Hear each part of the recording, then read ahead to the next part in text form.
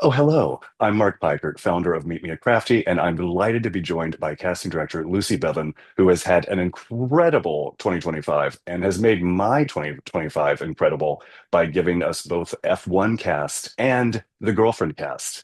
I know it's a whole press day to talk about F1. We are going to talk about the girlfriend, though. I have to. Um, well, thank you so much for that lovely intro. Please, I'm so glad you enjoyed both The Girlfriend and F1. Please ask me anything you like.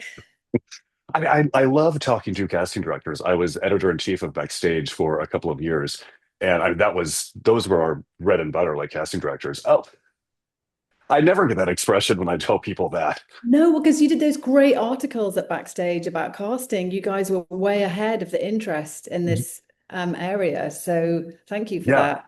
No, and now everyone wants to do casting director interviews, and I'm sitting here in the corner going, that is Yeah. so 2015, really? All right.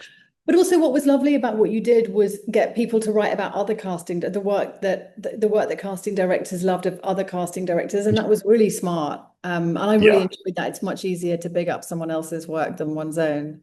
It's, believe me, I have an entire job where I have to ask people to really dig into their process. And as a writer, when people ask me my process, I don't know. It's just intuitive. Like I sit down and I do it. Yeah.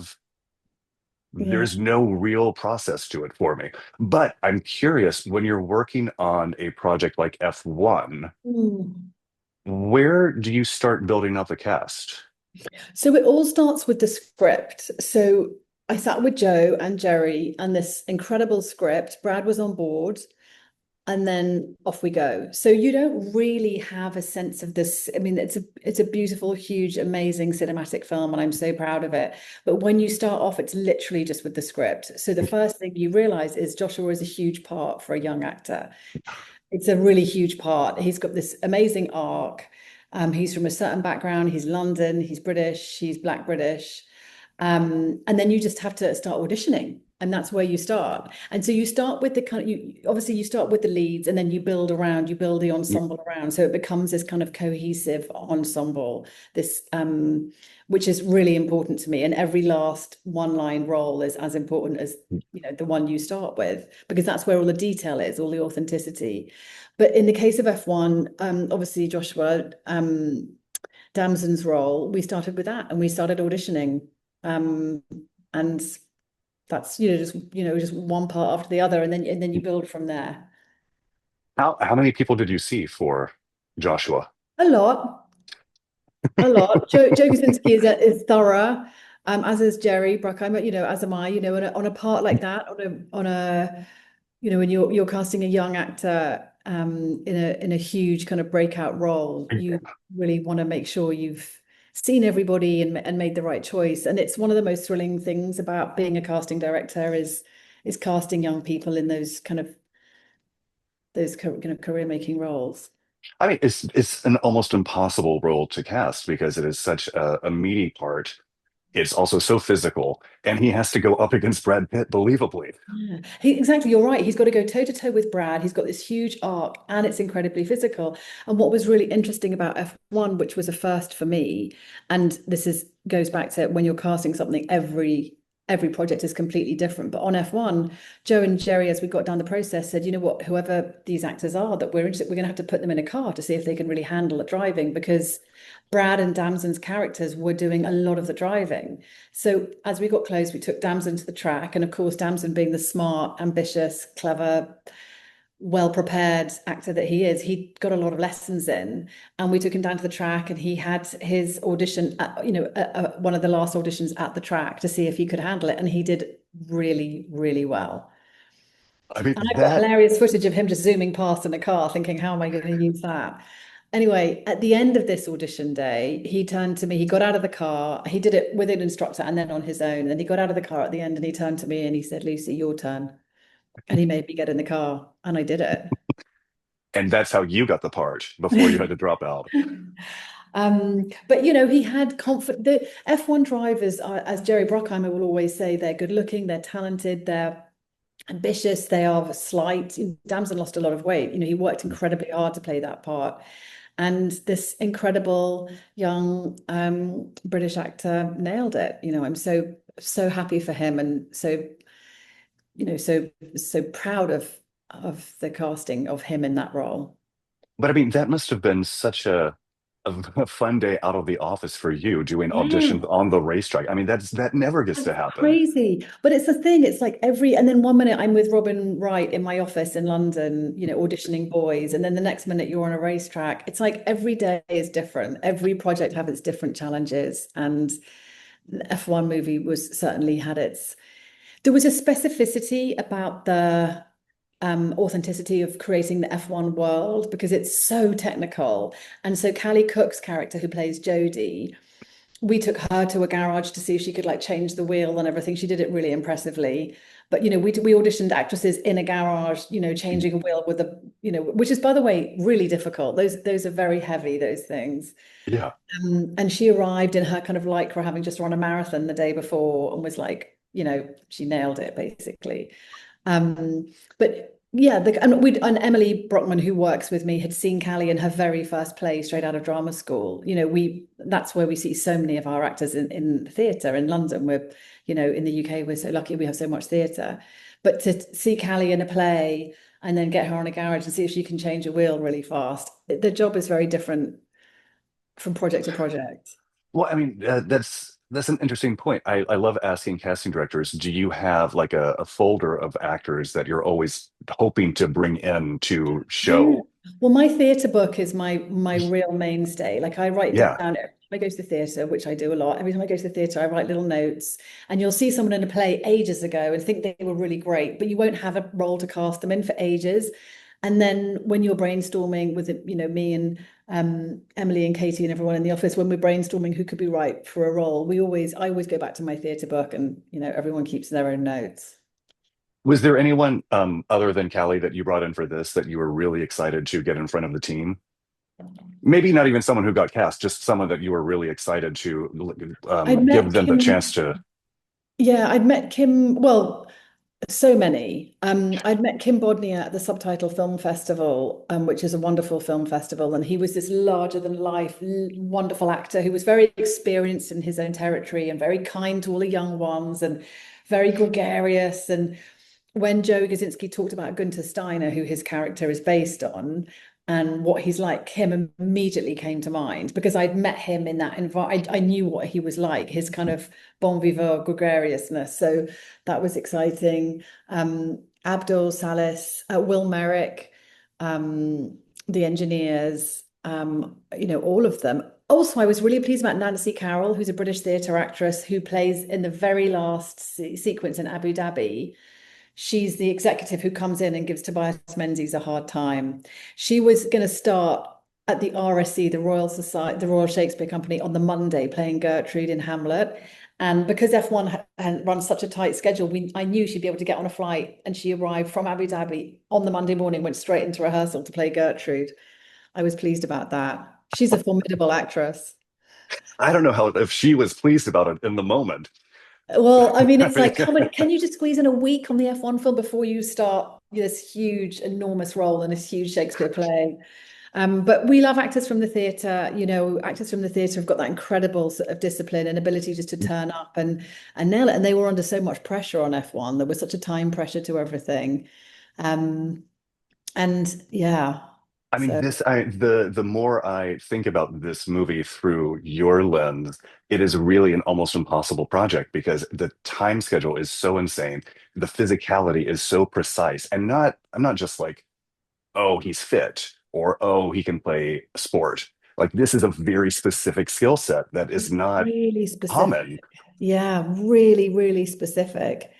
And also, as Joe Kaczynski has said, like they were under the F1 where they had these little tiny slots where they had to rehearse and rehearse and rehearse and then be ready. And Joe Kaczynski said not one actor fluffed a line and under any pressure. They were all so it was a team spirit. So you have to cast actors on a film that's going to be is going to be take as long as that to make, and there isn't an enormous amount on the page for some of those smaller roles. So those guys had to be team players who were ready and made the most of every moment they had.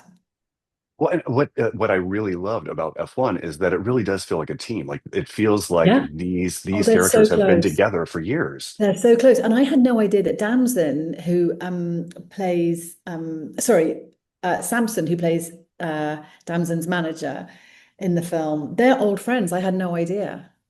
And I got Samson in, Emily and I both love Samson, and I got him in because he's so funny and so funny on all his British comedy. He's amazing. And we got him in, and there wasn't an enormous amount on the page at that time for him. And we got him in to meet Joe and Jerry. And I said, Samson, would you be good to improvise? And Samson was like, yeah, are you kidding me? Of course. So we go in and he meets Joe and Jerry, and he's very deferential and all of that. We read the lines a couple of times. It's a little bit dry. And then I said to Joe, should we improv one? Is that okay? And Joe's like, yeah, sure, please do. And then Samson just, lets rip. And of course, he's so funny. He brings it all to life. And then afterwards, I find out him and Damson are great friends. I did not know. That's so, I mean, yes, but that comes through because that Yeah, you relationship can feels feel so it. lived in. You can, Yeah. yeah, it is, and that's right. But all of the actors, from Kerry Condon, amazing theatre actress from, she was the youngest Ophelia ever at the RSC. She goes way back, yeah. And they're all very much a team, those actors. We literally cast actors who were team players to build that team spirit. I mean, you got some of my favorite, I don't want to say undersung because that kind of undersells them, but some of my favorite British performers. I mean, Tobias Menzies, certainly, Sarah Niles. I'm always so thrilled when she pops up because she's But so Sarah's really interesting, and she'll tell you this herself. But that part was not a big part, and we were very lucky that she came in to meet Joe and Jerry, and then she got the part. And then Joe started building on it for her. He wanted it to be authentic in her voice, and so they got another writer in to make sure that her voice was real. And she had a Bayesian accent. She has her background is Barbados, and so Joe was very. It was very important to him that her voice was really real and that she had a life outside being the mother of Joshua. And they built that character together. So it's a real testament to no such thing as a small part. There really isn't. It's like a part can and will grow if, you put bring it. I mean, well, when you match the right person with the role and with the Yeah. director, and there's that Mm. vibe, then that's transformative. Yeah. She's wonderful, formidable. Oh my God. And so funny in this movie So too. funny. I Yeah. mean, she's all of us meeting Brad Pitt. Yeah. But I also want to ask a little bit about the girlfriend. Yeah, Were please these do. happening concurrently? Were you casting Oh both of gosh, do you know these? what? I can't remember because you're always so zoned in on what you're doing. I can never remember what's going on at the same time. But Robin was amazing. Robin, like Joe Kosinski, I mean, Robin is a wonderful director. And she really wanted to read with those actors. So she came in my office and we auditioned for Laurie's part. We auditioned a lot of guys. And she was so generous to the actors, being an actor herself. She was incredibly generous to the actors. And I always hope that when an actor's come into audition, they leave, whether they got the role or not, they feel like they did their best. And Robin gave amazing notes. And then Laurie came in, and Laurie was so kind of gorgeous and intelligent and funny and got it. And they had a great connection. I Um, mean, talk about another impossible to cast role because he has to be able to nail that very weird relationship with Laura, with I Robin mean, Wright's character. that, and also without you thinking he's a loser for being so attached to his mum and that he's being, bossed around by his girlfriend and that he's clever enough to be a doctor. It's a very difficult part to play. Yeah, it's a really real challenge. He's incredibly smart, Laurie. He put the work in and it shows, I think. Is I mean, just to watch that show. I mean, he is so skilled at Yeah, knowing how to pull back to let those two women take the forefront, but he never recedes into the background. It's just yeah, he's just a very solid presence, a very cool guy. But oh my yeah. God, we cannot wait to get back to Laura and Cherry, just scheming and conniving.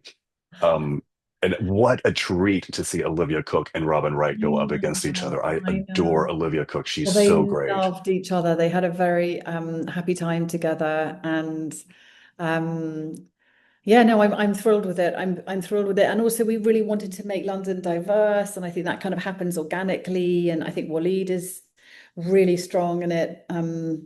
As Robin's husband, Laura's husband, and Yeah. no, I'm so happy it's done so well. And I mean, I absolutely fell for it. And I just interviewed the set decorators. oh, great. And I was like, oh my God, Oh, tell me everything. Tell me all the dishes. Where yeah, did you source everything? I want to recreate it yeah. in my own studio apartment in Koreatown. Well, I mean, as we're starting to wrap up, I'm curious. I'm sure that you get this question constantly, but what is one thing that you wish every actor coming in to read for you would know in advance? I wish that they would know that we want you to do your best. We want you to have a great experience. We want to cast you in something, whether it's the part that you've got in front of me, it might not be the front of you, or another part. Just go for it. We're behind you. We want to cast you. You want them to succeed. That's the Yeah, yeah, at we do. backstage. It was so much just spending so much time talking to actors who get in that headspace, that very negative headspace Very about negative auditions. headspace. I would say always go up for it. There's a nice story. Simon Kunz, who plays the reporter with the flat cap in F1, who Hmm. kind of, has a go at Brad's character. He came Yes. in for something that Emily Brockman, who I work with, that she was casting. And she thought, oh, he'd be great for F1. So then gave him the pages and got him to come in. He didn't even come in for the part and he got the part. It's like, just go for it. Well, Whatever, I forget. whatever opportunity you're given, go for it. You don't know where it might lead. Oh, and I forget who said it when I was at. I'm sure many people have said it, but auditioning is the chance you get to do the thing that you want. You get to do the thing you love. You get to perform Yeah. for 5 minutes, for 10 minutes. Look at it as just that, as a chance Yeah. to perform and Yeah. have that moment. Yeah. And go for it. Yeah. Well, it's really nice to talk to you, Mark. I hope that's okay. You've got everything you need. Oh, absolutely. Well, and my final question for you has to be, Yeah. what is your go-to at craft services when you're on set? Um, Coffee. Not, I hear ginger shots are really taking off in the UK, though. Is that Ginger true? shots, I love a ginger shot, but usually when I'm on it, when I get to set, if I'm on a set visit, I will definitely need coffee. Yeah. Yeah, I mean, it's 3 in the afternoon and I'm still drinking coffee, so I understand completely. All right, thank you so much for It's taking the really nice time. to talk to you. Thank you so much. The girlfriend is streaming on Prime Video, and F1 is available to stream on Apple TV in early December.